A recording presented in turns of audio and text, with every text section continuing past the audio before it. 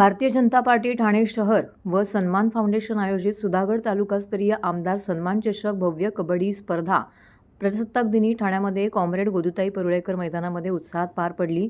या स्पर्धेमध्ये सुधागड तालुक्यातील श्री ओम काळभैरव क्रीडा मंडळ आपटवणे आणि उल्हास क्रीडा मंडळ आंबोले यांच्या अटीतटीचा सामना पार पडला। तर आपटवणे संघाने 20 तर आंबोले संघ 9 अशी 11 गुणांची आघाडी घेत आंबोले संघाचा पराभव करत आमदार सन्मान चषकावरती आपलं नाव कोरलं आहे। स्पर्धेचे बक्षीस वितरण आमदार संजय केळकर व आमदार ॲडव्होकेट निरंजन डावखरे यांच्या हस्ते संपन्न झाले। यावेळी आयोजक सन्मान फाउंडेशनचे रमेश सांगळे, बल्लाळेश्वर देवस्थान विश्वस्त धनंजय गद्रे यांच्यासह सुधागडवासी नागरिक मोठ्या संख्येने उपस्थित होते। आंबोले संघ द्वितीय क्रमांकावरती उपविजेता ठरला आहे, तर तृतीय क्रमांक रणधुरंदर पाली व चतुर्थ क्रमांक नाथभैरव क्रीडा मंडळ झाप संघाने पटकावला आहे। सर्वोत्कृष्ट खेळाडू समाधान मोरे, उत्कृष्ट चढाई राजेश भस्मे, उत्कृष्ट रक्षक अनंत मोरे पथलक हिरो ठरला। तर विजय सीतापरराव शिस्तबद्ध संघ म्हणून जयभवानी क्रीडा मंडळ उसळे यांनी मान पटकावला आहे।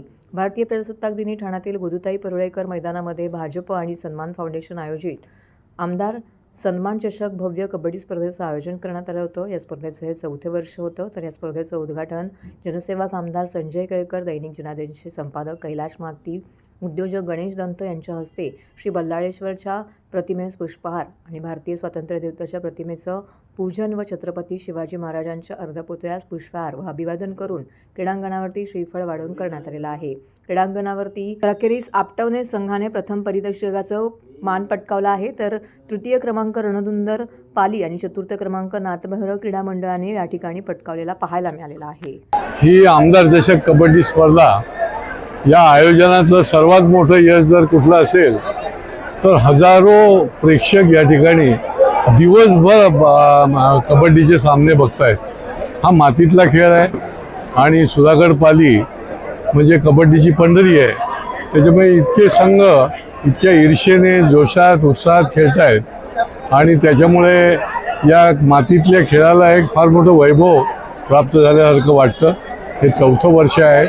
विजयी संघाचं मी अभिनंदन करतो आणि अशाच प्रकारे कबड्डी चषक पुढच्या काळामध्ये आयोजित केला जाईल। आज आमचे रमेश सांगळे आणि सगळी टीम सुधागड पालीची देखील सगळी कार्यकर्ते याच्यामध्ये काम करणारे यांनी अतोनात महिनाभर मेहनत घेतली आणि त्याच्यामुळे या सगळ्या याचं आयोजन जे आहे ते अतिशय यशस्वीपणे झालं आहे आणि अतिशय खिलाडू वृत्तीने हे सामने झाल्यामुळे एक वेगळा असा आनंद आहे। अनेकांना खेळायला आपल्याला देता आलं। अशा प्रकारचे कबड्डी चषक जो आहे ते एक ठाण्याचा कोकणाचा हा एक मानबिंदू ठरला आहे। भारतीय जनता पार्टी व सन्मान फाउंडेशन यांच्या संयुक्त विद्यमाने यंदाच्या 4थ्या वर्षातला हा दैदिप्यमय सोहळा म्हणजेच आमदार सन्मान चषक, या आमदार सन्मान चषकावरती आपल्या काळभैरव क्रीडा मंडळ आपटवणे या संघाने आपला नाव त्यांनी कोरलेलं आहे आणि उपविजयी जे संघ आहे ते आमचे आंबोले संघ जो आहे तो उपविजयी ठरलेला आहे। या दोन्ही संघांचं मनपूर्वक त्यांचं अभिनंदन करतो।